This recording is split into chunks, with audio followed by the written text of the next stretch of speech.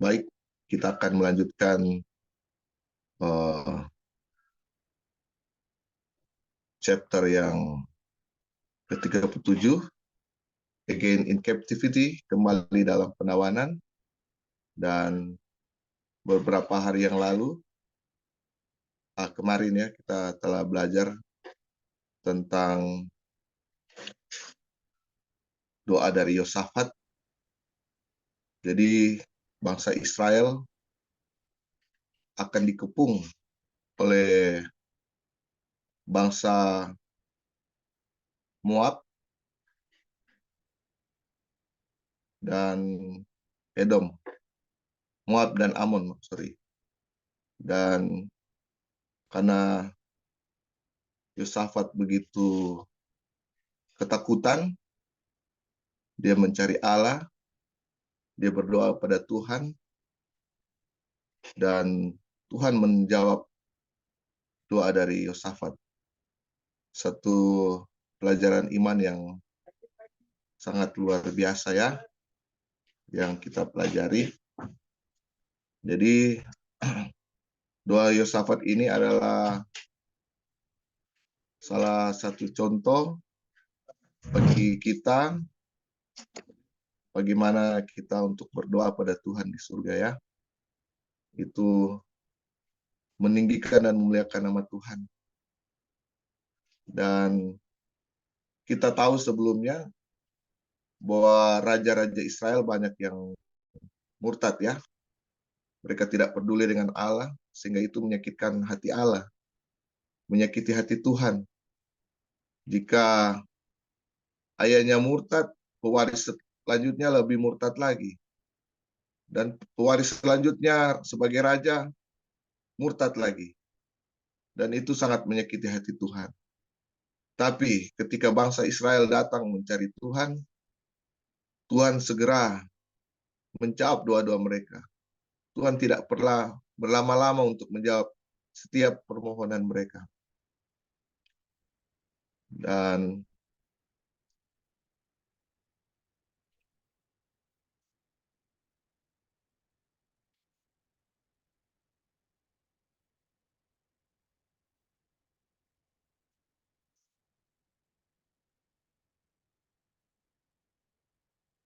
itu adalah satu pelajaran iman bagi kita semua ya. Jadi waktu Yosafat berdoa, mereka hanya menyanyikan lagu-lagu pujian, sehingga bangsa Amon ya dikalahkan. Mereka sendiri yang saling berperang satu sama yang lain. Sehingga waktu mereka melihat dari menara pemantauan, banyak mayat-mayat yang berserakan ya di sana. Dan mereka tinggal mengambil jarahan yang ada di situ. Bayangkan 3 hari mereka mengambil jarahan yang ada ya. Sehingga bangsa-bangsa yang lain mendengar kemenangan bangsa Israel, mereka sangat ketakutan. Mereka sangat ketakutan dengan Allahnya Israel. Karena mereka tahu Allah Israel adalah Allah yang perkasa. Jadi ini, Bani Amon dan Moab, mereka dikalahkan. Mereka saling membunuh satu sama yang lain. Dan tugas bangsa Israel hanya bernyanyi saja, memuji Tuhan. Karena mereka tahu Tuhan yang akan bertindak. Dan itu menjadi pelajaran iman bagi kita ya. Ini yang kemarin kita pelajari. Ini adalah pelajaran bagi kita dalam peperangan kita dengan musuh-musuh kita. Para penguasa-penguasa, para penghulu-penghulu, dan roh-roh jahat.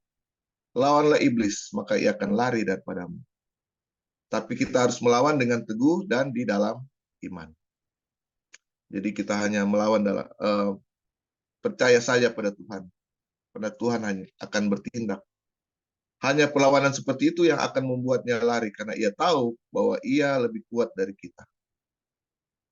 Tetapi ketika ia dilawan di dalam iman pada Yesus, ia harus lari. Karena ia tahu bahwa ia tidak memiliki kekuatan sama sekali untuk melawan Kristus. Sama sekali untuk melawan Kristus. Jadi, iblis tidak ada kekuatan melawan Kristus. Dan iblis telah dikalahkan. Jadi, di Yesaya 51 ayat 11 dikatakan bahwa orang-orang yang ditebus Tuhan akan pulang dan masuk ke Sion dengan sorak-sorai kemenangan. Yaitu orang-orang yang menggantungkan kepercayaan penuh pada Tuhan.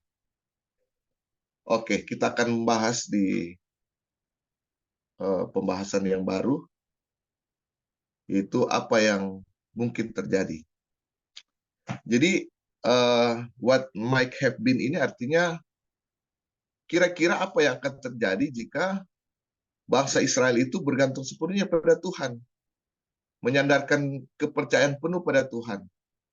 Ya, jadi apa yang terjadi ini adalah kalau mereka menurut, apa yang akan terjadi. Kalau mereka tidak menurut, apa yang akan terjadi. Jadi seperti itu. Baik, kita akan mulai pembahasan. Dan sebentar kalau ada tambahan, saya persilakan atau masukan, karena ini adalah Bible study ya. Oke, kita mulai. Kita tahu bahwa kapan saja dalam kurun waktu beberapa ratus tahun, orang Israel dapat menikmati kegenapan janji kepada Abraham, yaitu perhentian kekal di bumi yang baru, atau bumi yang akan diperbaharui kembali, yaitu kerajaan surga, dengan Kristus dan semua orang kudus yang dimuliakan, yang menang atas musuh yang terakhir. Kita tahu ketika Musa dilahirkan, waktu dari janji itu sudah semakin dekat, yaitu mendekati tanah Kanaan. Dan Yesus belum mati sampai lama setelah itu Tuhan memberikan perhentian pada orang Israel. Jadi kita tahu janji kepada Abraham itu sebenarnya akan terjadi dalam waktu yang sangat dekat sekali sebenarnya. Yaitu akan mendapatkan perhentian kekal. Eternal rest, ya, perhentian kekal. Di bumi yang diperbaharui. In the earth made new, yang dibuat baru. Dengan Kristus. Dan semua orang-orang kudus. Kalau bangsa Israel setia ya. Di bagian selanjutnya dikatakan, waktu ketika Allah melalui Daud menawarkan pada mereka suatu hari yang lain, another day, hari ini, today, dikatakan sebagai setelah sekian lama. Tapi dibilang asal jangan mengeraskan hatimu. Tapi kita tahu kan yang orang sudah bahas, yang kita sudah bahas, yang Brother Dolphin dan Brother lalu sudah bahas sebelumnya, bahwa waktu bangsa Israel meminta raja, raja mereka bukan semakin lama semakin baik, semakin hari semakin murtad, mereka menyakiti hati Allah terus. Allah begitu panjang sabar terhadap mereka. Sehingga saat ada pertobatan di antara bangsa Israel, Tuhan langsung menjawab doa-doa mereka. Tapi mereka tetap menolak Allah. Kita akan belajar selanjutnya. Sehingga another day atau today, maksudnya waktu pertobatan yang Tuhan janjikan, ini seperti apa ya, peringatan terakhir untuk bangsa Israel. Hari ini, kalau engkau mendengarkan suaraku, jangan keraskan hatimu. Dikatakan Tuhan akan kasih perhentian untuk kalian. Tapi mereka tidak menggubris itu. Another day atau hari yang Tuhan berikan bagi mereka. Oke, kita lanjut. Allah dengan cemas menunggu umatnya untuk mengambil semua yang telah Dia berikan pada mereka. Betapa benarnya hal ini dapat dilihat dari perkataan pada mereka melalui Nabi Yeremia. Jadi Tuhan sudah berikan semua bagi mereka. Sudah kasih rest, kasih ketentraman, kasih kemakmuran. Tinggal diambil. Sudah diberikan. Tapi apa yang bangsa Israel lakukan? Mereka menolak terus suara Tuhan. Mereka menolak suara Tuhan. Suara melalui nabi-nabi mereka ditolak. diejek, bahkan nabi-nabi Tuhan banyak yang dianiaya. Suara Tuhan ditolak terus-menerus. Dan Tuhan menunggu umatnya sangat lama. Allah dengan cemas menunggu umatnya untuk mengambil semua yang telah diberikan bagi mereka. God was anxiously waiting for the people to take all that He had given them. Untuk ambil semua. Sudah kasih perhentian, kasih kedamaian, kasih ketentraman. Mereka tidak mau. Mereka lebih condong pada dewa-dewa, pada bangsa-bangsa kafir. Itulah yang membuat bangsa Israel kecewa. Oke, sampai di sini ada pertanyaan atau masukan? Silakan untuk apa yang mungkin terjadi. Halo, Nan. Ya, silakan. Tadi di kutipan yang tadi di atas dibilang boleh turun lagi. Ya, kita tahu bahwa kapan saja dalam kurun waktu berapa ratus tahun orang Israel dapat menikmati kegenapan janji kepada Abraham, yaitu penghentian kekal di bumi. Ya. Jadi sebenarnya bangsa Israel sudah bisa masuk tanah Kanaan ya, ya. Kalau mereka itu setia. Jadi itu Iya. Cocok sekali dengan kutipan Ellen White yang dibilang Yesus itu lagi menunggu umat-umat gerejanya manifestasi karakternya. Kalau karakternya sudah di 100% manifestasi di gerejanya, baru dia akan datang. Jadi sebenarnya kedatangan Tuhan itu, ini ya kalau kita lihat dia punya konsistensi itu, yang mana Tuhan menunggu gereja. Waktu dulu Tuhan tunggu bangsa Israel, iya kan? Manifestasinya, karakternya sudah dimanifestasi atau enggak. Kalau mereka benar-benar setia dan percaya kepada Tuhan, di saat itu juga Tuhan kan harus datang pertama kali dulu toh. Istilahnya dong. Tuhan kan harus lahir dulu, mati dulu. Itu kan sudah dinubuatkan di Tamplek. Nah, kemudian dan tidak lama sudah itu juga Tuhan akan datang untuk mengambil mereka gitu. Jadi kedatangan Tuhan itu kalau kita lihat itu apa ya, tergantung tapi kita lihat kesetiaan umat-umatnya gitu, karena umat-umatnya itu harus setia dulu, baru Injilnya itu bisa disebarkan ke seluruh dunia dapat kesempatan untuk mendengarkan Injil, mereka terima atau tolak, baru Tuhan akan datang. Selalu konsisten.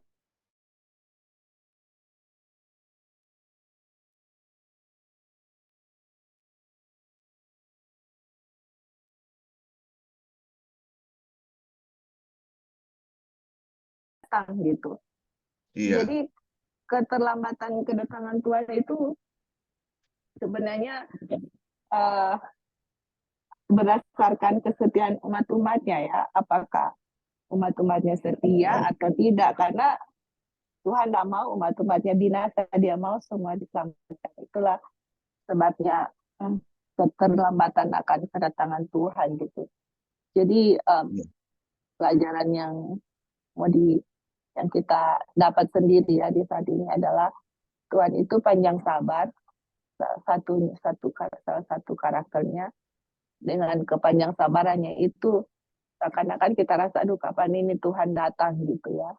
Tetapi semuanya itu tergantung atas manifestasi karakter Tuhan di gereja. Kalau Tuhan sudah lihat dan kemudian ada umat-umatnya yang dia sudah persiapkan untuk bisa memberitakan outcry ke seluruh dunia, baru janjinya itu yang dia sudah janjikan kepada Abraham untuk memperoleh tanah yang bisa diperoleh untuk selama-lamanya, itu baru bisa digenapi, dan perjanjian kekal itu juga, peristirahatan kekal juga itu bisa kita miliki. Oke, nah mungkin itu saja tambahannya. Iya. Terima kasih atas tambahannya. Di Wahyu juga ya, Allah berdiri di muka pintu mengetok agar pintu bisa dibukakan, tapi kita di dalam terlelap, tertidur pulas dengan keduniawian ya, tidak mengundang Yesus masuk datang. Jadi Tuhan itu adalah Allah yang begitu panjang sabar terhadap dosa-dosa kita. Panjang sabar terhadap orang punya pelanggaran ya. Seperti yang terjadi pada bangsa Israel, raja-raja Israel yang terus menolak Tuhan. Dan orang telah pelajari lalu. Baik, kita akan lanjutkan ya. Meskipun bangsa itu begitu teguh dalam penyembahan berhala mereka, sehingga dosa Yehuda dituliskan dengan pena besi dan dengan ujung permata, Tuhan yang penuh kasih membuat janji berikut. Luar biasa ya. Jadi dosa bangsa Yehuda ini dituliskan dengan pena besi dengan ujung permata. Tapi beginilah firman Tuhan. Beginilah firman Tuhan padaku, pergilah engkau dan berdirilah di pintu gerbang anak rakyat. Dan dilalui keluar masuk oleh raja-raja Yehuda dan di segala pintu gerbang Yerusalem. Katakanlah kepada mereka, dengarkanlah firman Tuhan, hai raja-raja Yehuda, hai segenap Yehuda dan segenap penduduk Yerusalem yang masuk melalui pintu-pintu gerbang ini. Beginilah firman Tuhan, berawas-awaslah demi nyawamu, janganlah mengangkut barang-barang pada hari Sabat dan membawanya melalui pintu-pintu gerbang Yerusalem. Janganlah membawa barang-barang dari rumahmu keluar pada hari Sabat, dan janganlah lakukan sesuatu pekerjaan. Tapi kuduskanlah hari Sabat seperti yang telah kuperintahkan pada nenek moyangmu. Namun mereka tidak mau mendengarkan dan tidak mau memperhatikannya. Melainkan mereka berkeras kepala, sehingga tidak mau mendengarkan dan tidak mau menerima teguran. Apabila kamu sungguh-sungguh mendengarkan aku, demikianlah firman Tuhan, dan tidak membawa masuk barang-barang melalui pintu-pintu gerbang ini pada hari Sabat, tetapi menguruskan hari Sabat dan tidak melakukan sesuatu pekerjaan pada hari itu, maka melalui pintu-pintu gerbang kota ini akan berarak masuk raja-raja dan pemuka-pemuka yang akan duduk di atas tahta Daud dengan mengendarai kereta dan kuda. Mereka dan pemuka-pemuka mereka, orang-orang Yehuda dan penduduk Yerusalem. Dan kota ini akan didiami oleh orang untuk selama-lamanya. Orang akan datang dari kota-kota Yehuda dan dari tempat-tempat sekitar Yerusalem, dari tanah Benyamin, dan dari daerah bukit, dari pegunungan, dan dari tanah Negeb, dan membawa korban bakaran, korban sembelihan, korban sajian dan kemenyan, membawa korban syukur ke dalam rumah Tuhan. Terdapat dalam Yeremia 17 ayat 19 ayat 26. Jadi di sini janji Tuhan kepada bangsa Yehuda adalah kalau pintu gerbang ini, gate of children of people, the gate of children of people, jadi pintu gerbang ini kalau tidak dilanggar pada hari-hari Sabat, ya, jadi pintu gerbang ini tidak ada transaksi ya di hari Sabat, tidak ada kereta-kereta yang berlalu lalang untuk jual beli dan melakukan urusan-urusan atau bisnis pada hari Sabat, maka pintu gerbang itu katanya akan dilalui oleh raja-raja yang ada segenap dekat daerah di situ. Dan kerajaannya akan menjadi kerajaan kekal dan akan menjadi termasyur. Artinya bangsa Israel akan menjadi missionaries people, akan menjadi pekabar Injil yang luar biasa. Karena bangsa-bangsa yang ada di sekitar itu akan mengenal Tuhan melalui hari Sabat.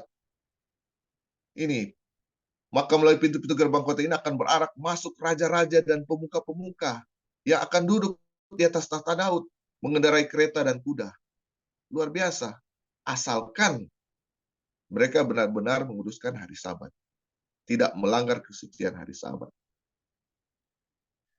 Tapi apa yang terjadi dengan bangsa Israel?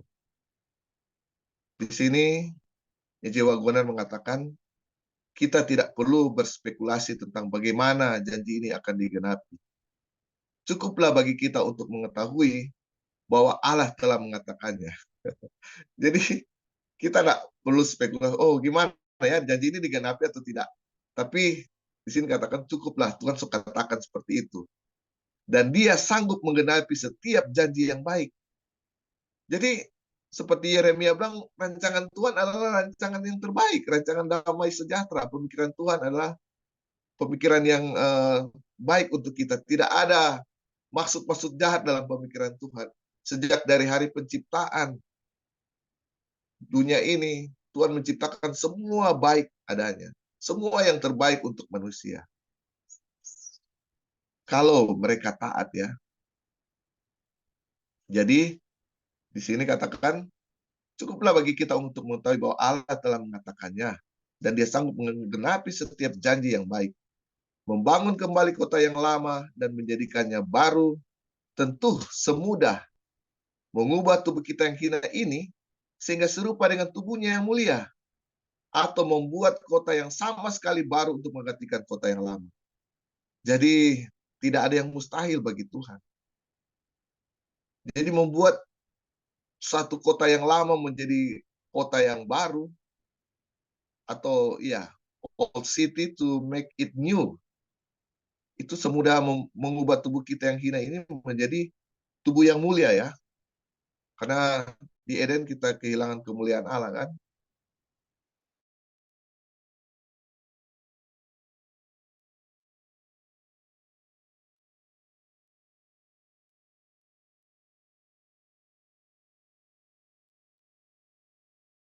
Rejected promise, janji yang ditolak.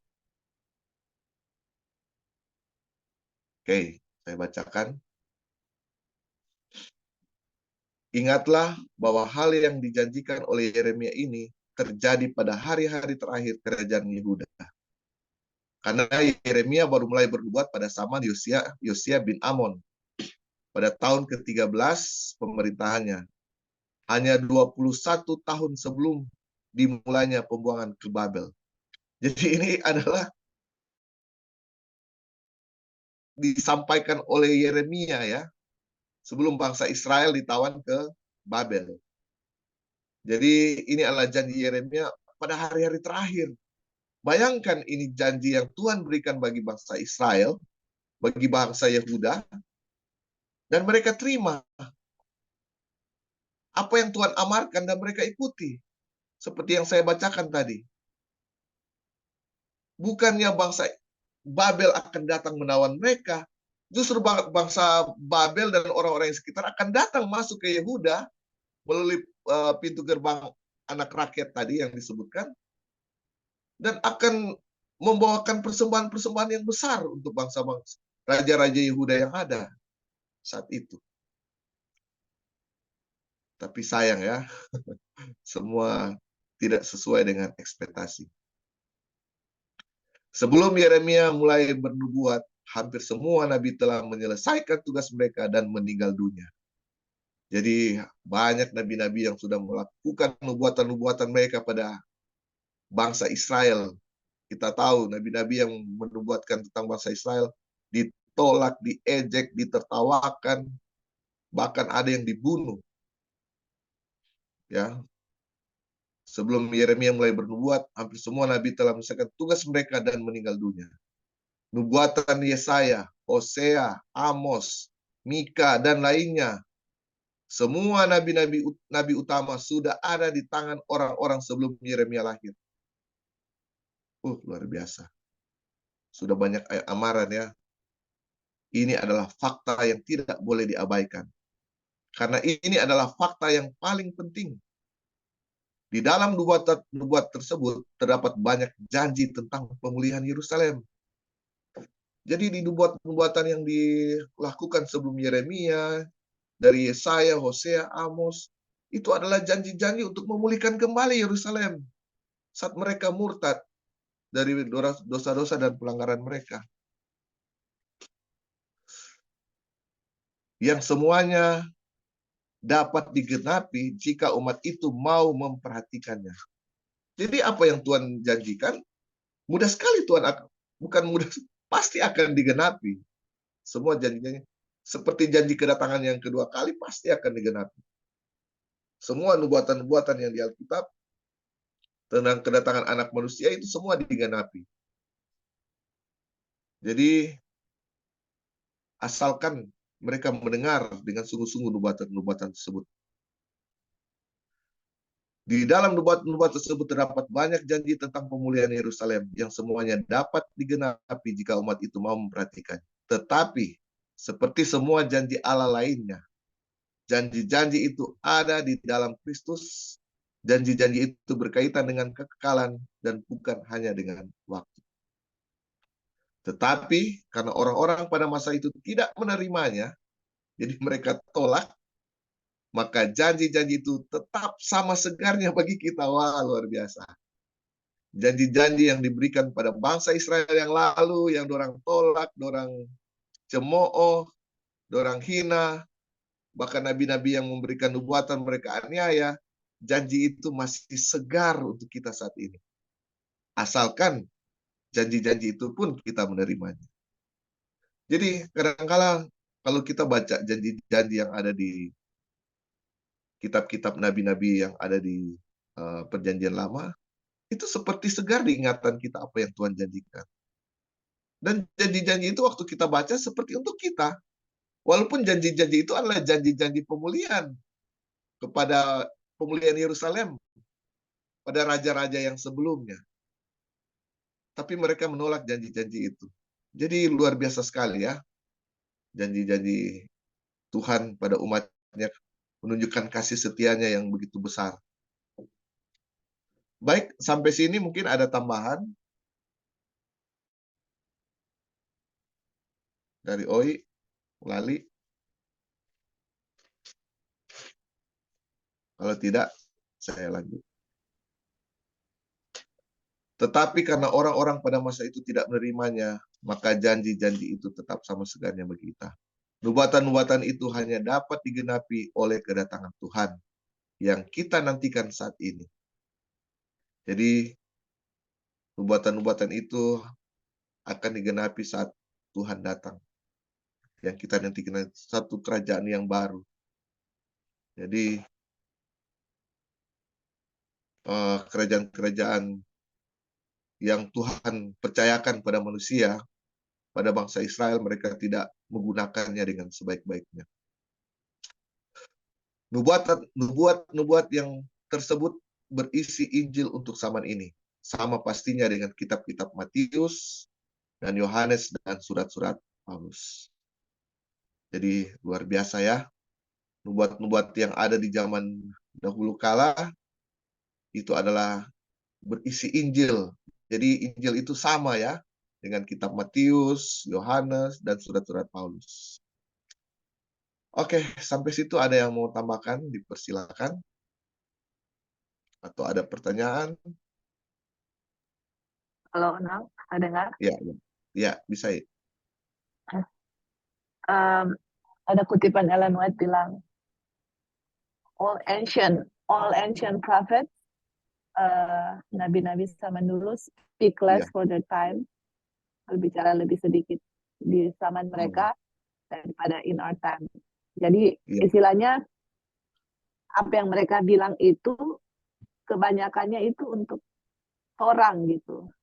Jadi mereka speak less for the time than our time. Jadi nubuatan-nubuatan atau janji-janji yang diberikan oleh nabi-nabi Yeremia, Yesaya, semuanya itu sebenarnya aplikasinya, dia bilang aplikasinya itu lebih besar untuk kita daripada mereka. Jadi yang Wagner ini bilang itu betul ya. Jadi semua yang diberikan kepada bangsa Israel itu lebih aplikasinya ke kita sekarang ini gitu daripada di zaman mereka. Jadi apapun yang nubuatan yang sudah diberikan kepada bangsa Israel, janji dan berkat-berkat itu aplikasinya sebenarnya untuk orang yang hidup di zaman ini sebelum kedatangan Kristus. Jadi kalau kita lihat nubuatan, kita lihat Injil yang diberikan atau berkat, blessing yang sudah diberikan oleh Yesaya, Yeremia itu sebenarnya untuk orang gitu. Dan Tuhan rindu untuk menggenapinya di saat orang hidup atau ada janji-janji yang harus ada sebelum kedatangan Tuhan Yesus. Jadi Tuhan mau berikan kepada kita, tapi kondisi yang kita akan terima itu kita lihat ya, semua itu sama pengalamannya bangsa Israel dulu. Di saat mereka berbalik, bertobat, bergantung sama Tuhan, kita lihat betapa Tuhan sangat memberkati mereka. Di saat mereka murtad, kita lihat mereka dibawa ke penawanan, ditawan, dan sebagainya. Iya, Untuk Tuhan mau memberikan peringatan kepada mereka untuk kembali kepada Dia. Jadi itu main purpose-nya bagi kenapa mereka ditawan. Oke, nah iya, mungkin itu aja tambahnya. iya, terima kasih. Iya, jadi bayangkan setiap orang Israel jatuh, melakukan kesalahan, Tuhan memberikan janji-janji yang indah bagi mereka. Kalau mereka menerimanya, bahkan janji-janji pengampunan ya, tapi janji-janji itu semua tidak dihiraukan. Dan janji-janji itu, walaupun ditolak oleh bangsa Israel, itu adalah janji-janji yang sama yang berlaku untuk kita semua yang hidup di akhir zaman. Ini dikatakan janji-janji itu tetap sama sebenarnya bagi kita. Ya, di Tuhan itu tidak berubah ya dari masa ke masa. Kasihnya tetap sama dari dahulu sampai sekarang untuk semua orang-orang yang datang pada Tuhan. Baik, sekarang kita masuk ke judul kecil, itu ujian ketaatan. Perhatikan lebih lanjut bahwa pemeliharaan hari Sabat dijadikan sebagai ujian kepada semua orang yang kepadanya kebenaran itu dinyatakan. Jika mereka memelihara hari Sabat, mereka dan kota mereka akan bertahan selama-lamanya. Mengapa demikian? Ingatlah kembali apa yang telah kita pelajari tentang perhentian Allah, dan Anda akan mendapatkan jawaban. Ya, jadi hari Sabat adalah lambang perhentian Allah. Jadi, kalau bangsa Israel mempunyai restnya Tuhan, tentu rest itu juga sama dengan keamanan ya. Rest itu keamanan, kedamaian, ketenangan, di mana Tuhan hadir bersama-sama mereka. Dan jika mereka memelihara Sabat dengan baik, maka mereka itu akan, di sini katakan, maka mereka dan kota mereka akan bertahan selama-lamanya. Kota itu atau bangsa Israel itu tidak akan bisa ditawan atau diserang oleh siapa-siapa. Nah, itu adalah Tuhan seperti di atas yang kita telah pelajari tadi, yang telah berjanji. Kita lanjut ya. Hari Sabat terakhir dari penciptaan yang telah selesai dan sempurna. Dengan demikian, hari Sabat menyatakan Allah sebagai pencipta dan yang mengkuduskan. Dalam Yehezkiel 12 ayat 2. Jadi hari Sabat itu melambangkan kekuasaan Allah sebagai pencipta langit dan bumi. Dan Allah kuduskan hari itu. Sebagai yang menguduskan dengan kuasa penciptaannya. Sabat bukanlah sebuah perbuatan yang dengannya kita dapat dengan sia-sia berusaha memenangkan hati Allah. Tetapi Sabat adalah rest atau perhentian. Perhentian di dalam tangannya. Artinya kita bergantung sepenuhnya pada Allah. Kita menyandarkan semua kekhawatiran kita pada Allah. Kita datang padanya ya, pada di hari Sabat yang disucikan dan dikuduskan. This Sabat is not a work by which we may vainly try to win the favor of God. Jadi bukanlah orang punya buatan atau orang punya pekerjaan untuk menyenangkan Tuhan. Tapi Sabat adalah orang punya rest, di mana orang datang ke lengan Allah yang maha kekal. Kita datang pada Tuhan. Tuhan hadir bersama-sama kita. Sabat adalah tanda dan peringatan akan kuasa Allah dan memelihara dalam meterai dari kesempurnaan. Hanya Allah sendiri dapat mengerjakannya. Jadi kita tidak ada pekerjaan di situ. Allah sendiri yang mengerjakannya. Dan yang dengan cuma-cuma diberikan pada semua yang percaya padanya. Jadi Tuhan akan berikan semua ya untuk kita.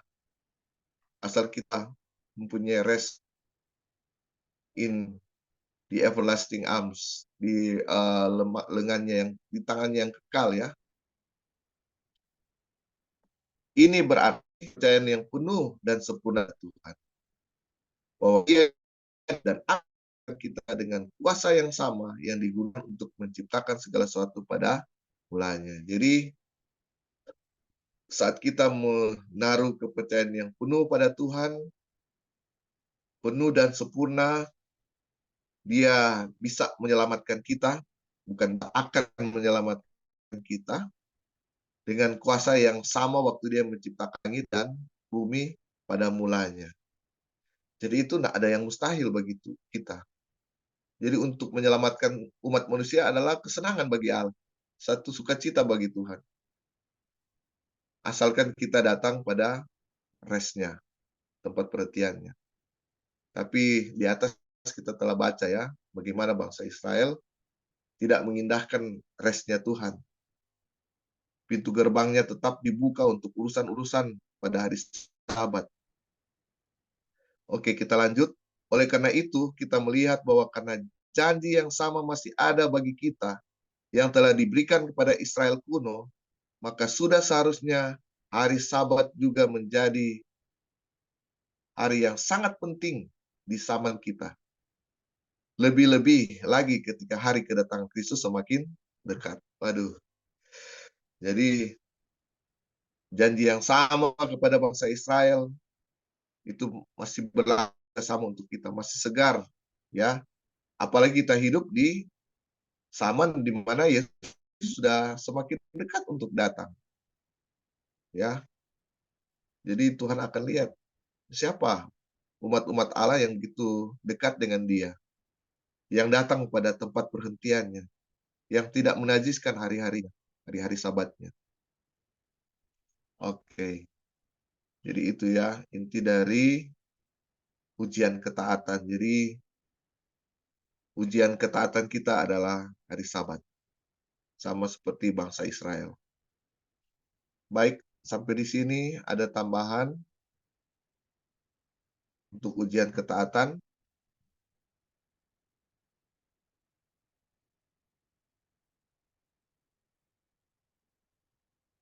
Kalau tidak ada, kita lanjut ya. The judgment threaten. Jadi penghakiman menjadi ancaman. Tetapi ada pilihan lain. Seandainya umat itu menolak untuk beristirahat ya di dalam Tuhan, Nabi ditugaskan untuk mengatakan lebih lanjut. Tetapi apabila kamu tidak mendengarkan perintahku untuk menguduskan hari Sabat dan untuk masuk mengangkut barang-barang melalui pintu gerbang Yerusalem pada hari Sabat, maka di pintu gerbangnya, di pintu-pintu gerbangnya, aku akan menyalakan api yang akan memakan habis puri-puri Yerusalem dan tidak akan terpadamkan. Oh. Ini Yeremia 17 ayat 27 ya. Akhirnya bangsa Israel menolakkan ini. Di sini Tuhan bilang ada pilihan lain. Seandainya umat itu menolak untuk beristirahat di dalam Tuhan, Nabi itu tugaskan. Jadi kita balik ke sini ya. Kemana tadi judul kecil? Yang tadi kita bahas pertama.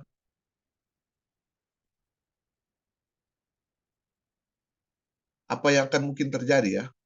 Apa yang akan mungkin terjadi jika bangsa Israel menolak perintah Tuhan? Dan inilah yang terjadi di sini. Jadi, apabila kamu tidak mendengarkan perintahku untuk menguduskan hari Sabat dan untuk tidak masuk mengangkut barang-barang melalui pintu-pintu gerbang Yerusalem pada hari Sabat, maka di pintu-pintu gerbangnya aku akan menyalakan api yang akan memakan habis puri-puri Yerusalem dan yang tidak akan terpadamkan. Dan ini yang terjadi, saudara-saudara. Dan ini yang terjadi. Bangsa Israel terus menolak Tuhan, menolak perintahnya. Jadi menolak perintahnya itu sama dengan menolak Tuhan. Mereka tidak mau mendengarkan nabi-nabi mereka. Ini disampaikan oleh Yeremia sebelum penawanan ke Babylon. Tapi sudah ada nabi-nabi sebelumnya yang mereka tetap tolak. Dan ini yang terjadi. Dan ini penggenapannya, ya, akibat penolakan mereka. Dan begitulah yang terjadi. Meskipun Allah setia dan panjang sabar dalam mengirimkan pekabaran-pekabaran peringatan pada umatnya, mereka mengolok-olok utusan Allah itu, menghina segala firman-Nya, dan mengejek nabi-nabinya. Oleh sebab itu, murka Tuhan bangkit terhadap umatnya, sehingga tidak mungkin lagi pemulihan. Aduh, mengolok-olok utusan Allah, menghina firman-Nya, mengejek nabinya, itu sama dengan menghina Tuhan juga. Sehingga Tuhan murka, ya. Dan di sini dibilang tidak lagi ada pemulihan. Jadi setelah Babylon selesai. Kita ingat kan, setelah Israel ditawan ke Babylon, kita ingat nubuatan di Daniel kan, ada Babylon, setelah Babylon Media Persia, setelah itu Yunani, setelah itu Roma, dan seterusnya sampai kita di akhir zaman ini. Itulah penolakan-penolakan bangsa Israel terhadap utusan-utusan Tuhan, terhadap nabi-nabinya. Kita lanjut. Tuhan menggerakkan raja orang Kasdim melawan mereka. Raja itu membunuh teruna mereka dengan pedang dalam rumah kudus mereka, dan tidak menyayangkan teruna atau gadis, orang tua atau ubanan. Semua diserahkan Tuhan ke dalam tangannya. Seluruh perkakas rumah Allah yang besar dan yang kecil, serta harta benda dari rumah Tuhan, harta benda raja dan harta benda para panglimanya, semuanya dibawa ke Babel. Dan inilah penggenapan, ya. Saat mereka melawan Tuhan, mereka ditawan. Mereka membakar rumah Allah, merobohkan tembok Yerusalem, dan membakar segala puri dalam kota itu dengan api, sehingga musnahlah segala perabotannya yang indah-indah. Luar biasa. Mereka yang masih tinggal dan yang luput dari pedang diangkutnya ke Babel, dan mereka menjadi budak-budaknya dan budak anak-anaknya sampai ke kerajaan Persia berkuasa. Jadi bangsa Israel diperbudak kembali, ya, di zaman Babylon sampai di masa Media Persia. Oke. Sampai sini ada tambahan, ya, tentang penggenapan janji Tuhan. Jadi Tuhan sudah begitu setia, panjang sabar pada bangsa Israel, telah mengutus nabi-nabinya, sudah kasih peringatan, tapi tetap ditolak. Dan akhirnya inilah penggenapan dari setiap penolakan bangsa Israel pada janji-janji Tuhan, pada utusan-utusan Tuhan dan nabi-nabinya. Mungkin ada tambahan di persilakan. Ya, silakan. Ya, jadi ini kalau orang lihat dia punya cerita. Jadi dari kemurtadan Israel, bagaimana dorang kawin mawin dengan bangsa Kanaan, mereka ikut sembah itu berhala-berhala bangsa Kanaan, ya. Ini banyak sekali tuh berhala-berhala yang dorang sembah. Nah, tapi sepanjang itu Tuhan masih panjang sabar. Tiap dorang mau bertobat kapan saja bisa kan, bisa untuk bertobat atau berbalik dan Tuhan Ya. akan menerima. Tapi sampai di saat ini dia punya penghukuman ini atau DP judgment ini datang karena kita lihat pelanggaran akan hukum hari Sabat. Kita tahu kan, Iya. 490 tahun mereka melanggar. Jadi Iya. kalau 490 tahun berarti hari Sabatnya 70 tahun mereka nggak rayakan itu, nggak sucikan itu hari Sabat selama 70 tahun. Jadi mereka harus dibawa ke penawanan supaya tanah itu bisa istirahat kan, ini dia punya istilah. Jadi Iya. begitu banyak pelanggaran yang mereka lakukan, cuman hukumannya itu karena melanggar hari Sabat, dia punya inti. Jadi makanya mereka pun dihukum karena hari Sabat. Begitu juga kan kita juga kan, ujian terakhir kita adalah tentang hari Sabat. Jadi ini hari Sabat memang dia punya pelajaran luas dan dalam, bukan sekedar untuk menyucikan atau berhenti bekerja dari hari Jumat sampai hari Sabat petang. Tapi ini adalah dia punya pelajaran penting bagaimana penurutan secara keseluruhan akan hukum Tuhan. Jadi ini bangsa Israel dihukum karena itu cuman pelanggaran hukum Sabat. Dia ada Iya, menerima judgment karena pelanggaran hukum Sabat. Jadi ini memang penting sekali ini pelajaran tentang Sabat. iya, Ya, mungkin itu aja Nang, tambahan sedikit ya. iya. Makasih. Terima kasih, Li. Dan Sabat ini adalah ujian yang tetap menjadi bagian kita sampai di akhir zaman ini ya, tadi dikatakan. Jadi Sabat itu adalah ujian bagi bangsa Israel, di mana mereka melanggar hukum Sabat, tautan Sabat, dan itu tuh pun terus menjadi ujian untuk kita sampai akhir zaman. Dan janji-janji Tuhan yang sama jika kita menurut hari Sabat di perjanjian lama itu, janji-janji yang sama tetap berlaku untuk kita di akhir zaman ini. Oke, terima kasih, Li. Mungkin ada yang lain juga mau menambahkan. Silakan.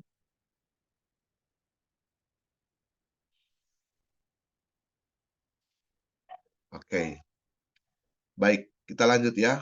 Jadi ini adalah penggenapan di mana bangsa Israel tidak mengindahkan hukum-hukum Allah. Hukum Sabat terutama ya. Jadi gerbang-gerbangnya tetap dibuka untuk urusan-urusan hari Sabat.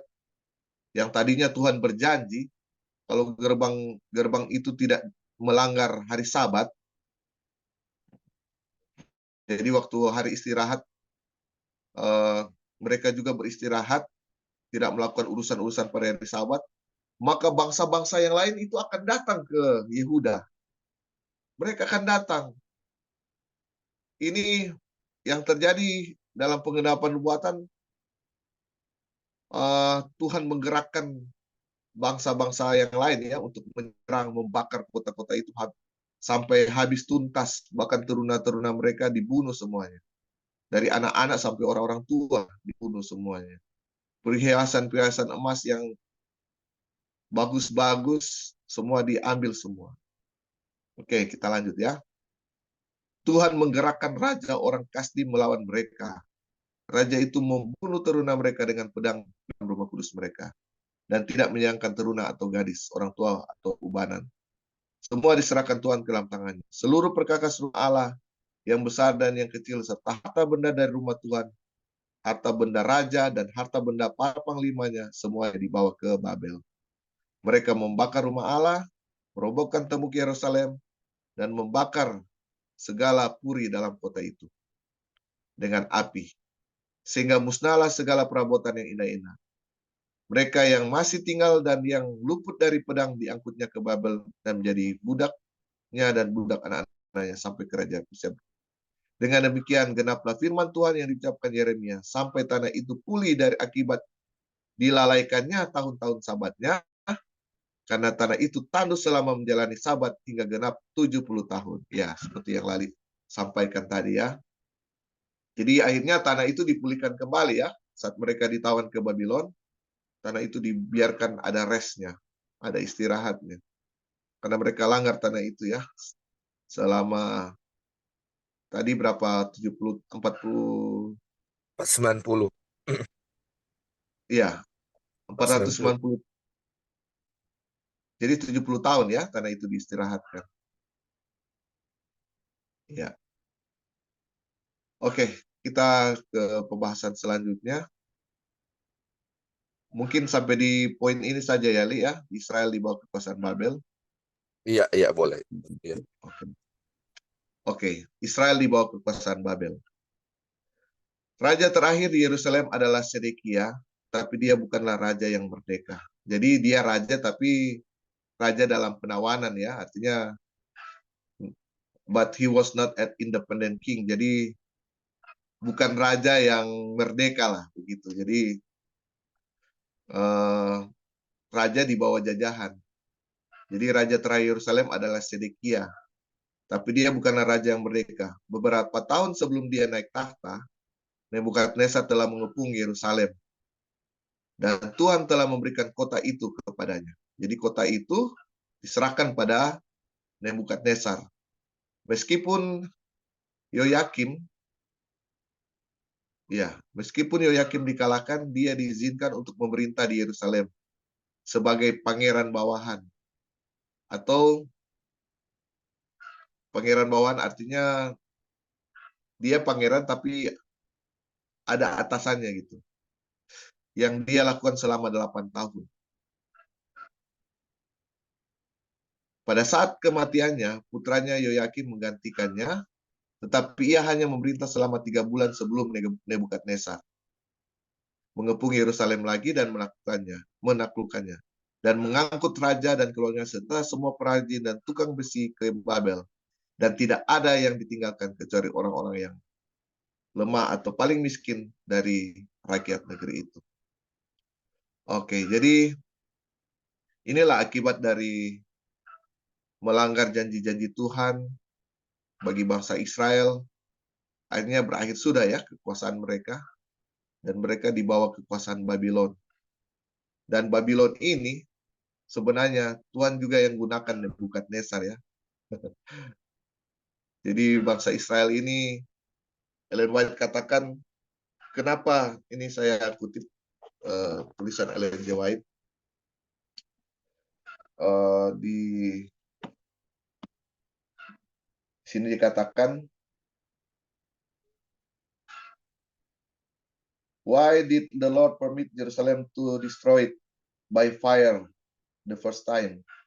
Kenapa Tuhan mengizinkan Yerusalem dihancurkan oleh api?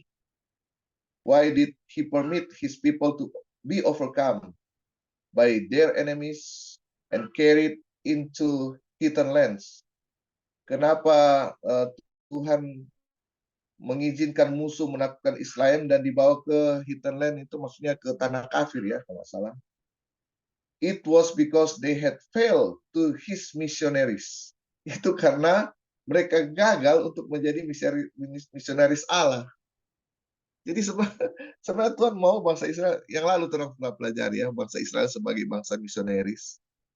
Mereka gagal menjadi misioneri. Jadi sebenarnya kalau mereka tetap menguduskan hari Sabat, di mana hari Sabat itu melambangkan Tuhan yang menciptakan langit dan bumi, di mana Tuhan telah kuruskan hari Sabat itu, dan umatnya beristirahat datang padanya di hari Sabat itu, mereka akan ada kedamaian, ketentraman di dalam Tuhan, beristirahat dalam Tuhan. Tidak ada yang akan dapat mengganggu kota itu. Kota itu akan aman, damai. Bahkan Yeremia katakan bangsa-bangsa, raja-raja akan datang ke situ. Seperti waktu Raja Salomo ya berkuasa. Waktu Salomo berkuasa dan dia masih setia pada Tuhan, orang-orang datang kan melihat pemerintahan Salomo dan mempelajari kenapa Salomo ini begitu bijaksana, teratur semua pemerintahannya mereka pelajari. Seperti mereka datang study tour ke kerajaan Israel waktu itu, mempelajari pemerintahan Salomo. Itu juga yang Tuhan akan berikan melalui janji-janjinya pada para nabi-nabinya. Tetapi bangsa Israel ini adalah bangsa yang keras kepala ya. Tegar tengkuk, susah mau diatur, sehingga akhirnya mereka ditawan, dibawa ke Babylon. Jadi itulah akhir dari ketidaktaatan ya. Yang dimana Tuhan bilang janji-janji yang sama tentang pemeliharaan hari Sabat itu masih berlaku untuk kita bahkan sampai akhir zaman. Janji-janji yang diberikan bagi bangsa Israel pada zaman dahulu kala melalui nabi-nabinya adalah segar bagi kita untuk yang ada di akhir zaman. Masih fresh untuk kita ya. Jadi firman Tuhan itu kekal. Tidak ada, oh ini yang firman yang sudah lama, jadi sudah perlu lagi, tetap fresh untuk kita. Dari dulu sampai sekarang ini. Ada yang mau kasih tambahan untuk terakhir, karena setelah ini kita akan tutup, dipersilakan. Iya, Hanang. Ya, silakan. Ya, jadi mereka dibawa ke Babylon itu kan tadi sudah dibilang ya, karena mereka melanggar hari Sabat. Dan juga bukan hanya itu, tanahnya itu, land-nya itu nggak dibiarkan rest, ya kan? Iya. Tapi yang tadi Onang bilang ya, selain itu juga ternyata ada beberapa hal juga mereka tidak melakukan pekerjaannya sebagai misionari, ya kan? Iya, iya, iya. Jadi kalau kita coba hubung-hubungkan, bagaimana sih untuk bisa melakukan misionari? Nah itu ya, orang yang belajar kepada Tuhan Yesus, yang datang kepada Tuhan Yesus kan Tuhan Yesus bilang, come unto me and I will give you rest. Saya kasih Iya, kamu perhentian. Nah, dari pelajaran yang orang-orang belajar ya, perhentian itu ternyata kita lihat itu bukan adalah kalau kita sudah dapat perhentian, kita bukan orang yang idle gitu, orang yang hanya berdiam diri, nggak bikin apa-apa. iya, Justru betul. di saat orang yang mendapatkan perhentian, disitulah orang yang aktif misionerinya gitu. Karena Iya, iya. kalau Yesus bilang datang kepadaku, saya akan berikan kamu rest, belajarlah kepadaku, atau sama seperti Yesus, ya kita lihat Hmm, Yesus punya kehidupan penuh dengan rest, tapi dia misioneri gitu. Apa Iya, namanya, orang yang aktif aktif. melakukan pekerjaan Tuhan atau reach out sama orang lain. Nah, jadi itulah orang bangsa Israel tidak datang kepada Tuhan Yesus, akhirnya mereka tidak mendapatkan rest, tidak melakukan misioneri, dan juga tidak memelihara hari Sabat. Dan Tuhan sudah panjang sabar ya, maksudnya panjang sabar Tuhan itu ada batasnya. Dan Iya, Tuhan tidak akan menghukum kalau cupnya belum penuh. Jadi iya, setiap bangsa, individu itu punya cup sendiri atau punya cawan sendiri. Di saat iya, cawannya itu penuh, disitulah judgment. Bangsa Israel 490 tahun di saat mereka mulai memilih raja, sampai raja terakhir, Sedekaya, iya. Sedekaya atau Manasya, Sedekia. Sudah kaya. Itu 460 tahun dan itulah cupnya sudah penuh. Selama Iya, cupnya belum penuh, di saat mereka mau berbalik, Tuhan masih terima. Tapi iya, di betul. saat cupnya penuh, that's it gitu. Judgment, Iya, apa istilahnya, penghakiman datang. Dan disitulah iya, mereka ditawan. Nah, pada waktu iya, mereka ditawan, coba kita lihat ya baik-baik. Tuhan punya purpose juga masih harus dipenuhi di tanah di mana mereka harus ditawan. Makanya, waktu mereka ditawan di Babel, Tuhan kirim di situ Daniel, Sadrak, Mesak, Abednego untuk menjadi iya, misionaris di tanah kafir gitu. iya, iya, Dan betul. yang Tuhan kirim itu bukan banyak orang, hanya beberapa orang, istilahnya bukannya Tuhan nggak mau kirim banyak orang, tapi nggak semua setia, hanya Daniel, Sadrak, Mesak, Abednego. Mereka menjadi misionaris di Babylon. Daniel, Iya, bayangkan Raja Babylon, Nebukadnezar, teman-teman, dia itu bertobat, dia itu akan masuk surga. Karena ada seorang misioneri, dan misioneri itu bukan orang yang dewasa, tapi anak muda yang sudah ditrain di keluarganya sendiri. Orang iya, tuanya yang memegang peranan penting untuk mendidik anak ini, ditrain dan dibawa ke bangsa kafir, dan disitulah misioneri muda di mana Tuhan mengirim untuk mau menyelamatkan raja. Dan sebenarnya bukan hmm, itu ya, menyelamatkan seluruh bangsa Babylon gitu, karena raja kan yang dipengaruhi gitu, yang mana iya, ada suruh bersembah patung, mereka dibuang di api, Daniel dibuang di lubang singa. Tapi kita lihat miracle after miracle yang terjadi, mana Tuhan lakukan untuk menyelamatkan raja itu sendiri dan juga bangsa itu sendiri. Jadi iya, kita juga lihat ya, di saat damai, istilahnya di saat damai, Tuhan mau kita lakukan misioneri, kita tidak melakukannya, akan ada iya, saat yang saat sulit di situ untuk kita harus tetap melakukan misioneri. Jadi betul. kerjaan misioneri ini buat saya sangat penting. Jadi Iya, pertama yang kita harus lakukan, kita juga harus ingat prinsip Alkitab adalah mereka yang faithful dalam little thing, hal-hal kecil, Tuhan akan mempercayakan dalam hal-hal yang besar.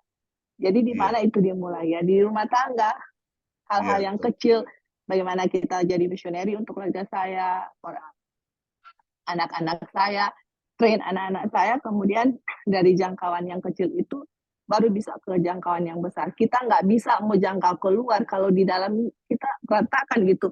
Orang mau bilang apa istilahnya, contoh apa saya mau kasih ke orang, Iya, oh saya bilang, oh Injil, oh ini pekabaran Tuhan, bla bla bla. orang lihat saya punya kehidupan, udah ini yang kamu kasih saya, kamu aja begitu, bagaimana saya bisa mempercayai. Jadi di dalam itu yang paling penting. Kalau di dalam kita sudah bisa jadi misioneri, kita train anak-anak kita, diri kita sendiri, keluarga kita, suami, istri, pas keluar itu akan jadi powerful missionary. Makanya Ellen White bilang kan, keluarga yang teratur itu lebih powerful, dia punya influence daripada pendeta-pendeta yang berkhotbah. Ya, Itu lebih powerful, dia punya influence daripada khotbah-khotbah yang dibawakan di pulpit atau di mimbar. Dia punya pengaruh lebih kuat dan lebih besar. Jadi karena missionary ini sangat penting, marilah kita mulai dengan diri kita sendiri, keluarga kita sendiri, supaya kita bisa menjadi missionary yang Tuhan inginkan kita bawakan Injil ke mana saja ya, di mana tetangga kita, keluarga kita, di mana saja Tuhan kirim. Oke, Nang, thank you, Nang. ya, terima kasih. Jadi lakukan kerja misioneri dimulai dari surga kecil ya, itu rumah tangga kita, anak-anak kita, dan itu akan berpengaruh untuk masyarakat yang luas. Lebih dari khotbah-khotbah yang khotbahkan di mimbar-mimbar. Ya, luar biasa ya. Jadi Ellen White juga menyatakan kenapa Tuhan izinkan Nebukadnezar mengepung Yerusalem, karena tadi Oi sudah bilang ya, mereka sudah merasa aman dan nyaman membangun tembok terhadap bangsa-bangsa yang lain. Akhirnya dibawa ke Yerusalem, di Babylon. Ellen White katakan agar mereka di-scatter, disebarluaskan. Jadi mereka harus tersebar di mana-mana supaya mereka bisa menjadi missionaries people. Tapi ya itulah yang kita pelajari tentang bangsa Israel bagaimana. Sampai kedatangan Yesus yang pertama kali di dunia ya. Sampai mereka sendiri yang menyalibkan Yesus. Jadi sebenarnya rencana-rencana Tuhan adalah rancangan yang terbaik sebenarnya untuk umat-umatnya. Tuhan selalu mempunyai gimana ya kalau gagal yang ini, berikan yang ini. Tapi semua yang Tuhan berikan itu semua maksud yang baik gitu. Jadi waktu walaupun ditawan, di apa, tapi ada tujuan yang baik. Tuhan mau namanya dimasyurkan. Bangsa Israel tidak bisa ya, Nebukadnezar lah yang digunakan Tuhan. Sehingga Nebukadnezar pun bertobat kan dan memuliakan Tuhan melalui Daniel. Jadi Tuhan ingin menjangkau semua orang yang ada di dunia ini. Bukan cuma orang Israel saja, tapi semua.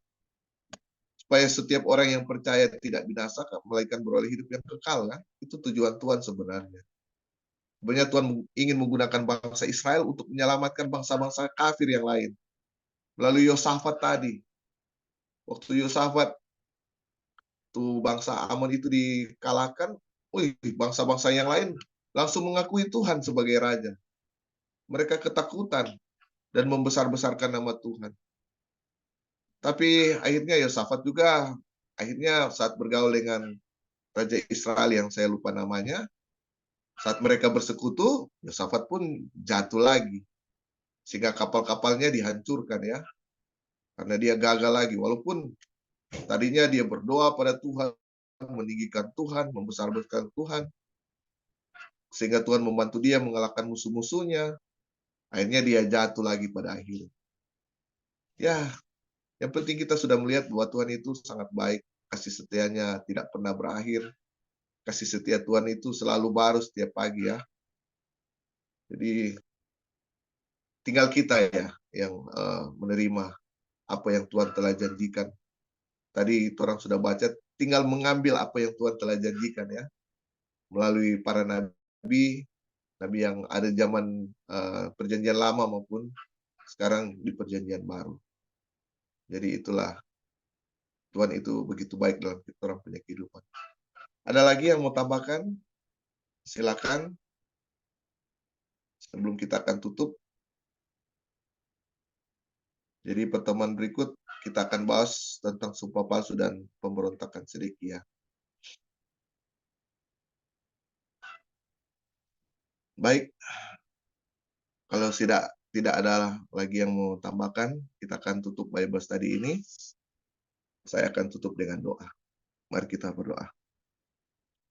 Allah Bapa kekal, Allah yang bertata dalam masa kekekalan sampai masa kekekalan, Allah yang kami sembah siang dan malam. Tuhan yang Maha Pengasih, penyayang bagi umat-umatnya. Terima kasih Tuhan, pelajaran yang indah yang telah kami pelajari tentang bangsa Israel, di mana mereka selalu menolak Tuhan, tapi kasih setia dan panjang sabar Tuhan tidak pernah berakhir untuk mereka.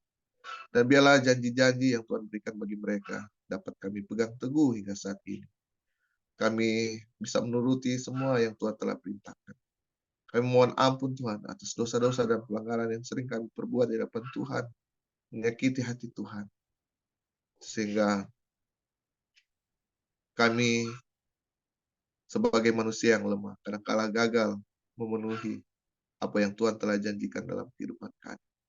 Tapi biarlah dengan pelajaran ini menjadi kekuatan iman bagi kami.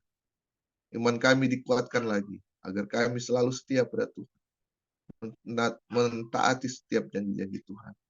Sehingga Tuhan telah berjanji, Tuhan akan datang pada kali yang kedua. Tuhan ingin bersama-sama semua umat-umat tebusan, dan ingin bersorak-sorak bersama-sama dengan Tuhan pada masa kekekalan nanti. Terima kasih Tuhan, Engkau begitu baik dalam kehidupan kami. Terima kasih karena rancangan-Mu selalu rancangan yang terbaik dalam kehidupan kami. Dan biarlah Engkau memberkati kami semua yang telah mengikuti Bible Study ini. Berkati keluarga kami masing-masing. Dan biarlah kami bersama keluarga kami bisa menjadi misioneri dimanapun kami pergi dan berada. Kami masih banyak kekurangan, tapi melalui kuasa Tuhan, biarlah Engkau menyempurnakan kekurangan kami Tuhan. Ya Tuhan, biarlah Engkau memberkati aktivitas kami sepanjang hari ini. Segenap kehidupan kami hanya serahkan ke dalam tangan-Mu yang penuh kasih. Bila doa dan harapan kami, doain kami alaskan hanya dalam nama Yesus, Juru Selamat dan Penebus dosa kami. Amin. Amin. Thank Thank you, you, Nang. Thank Ya, you, Nang. sama-sama. Kak Open, Pali, Sister Wasi, Pak Tingki, Bapak Tingki. Kasih.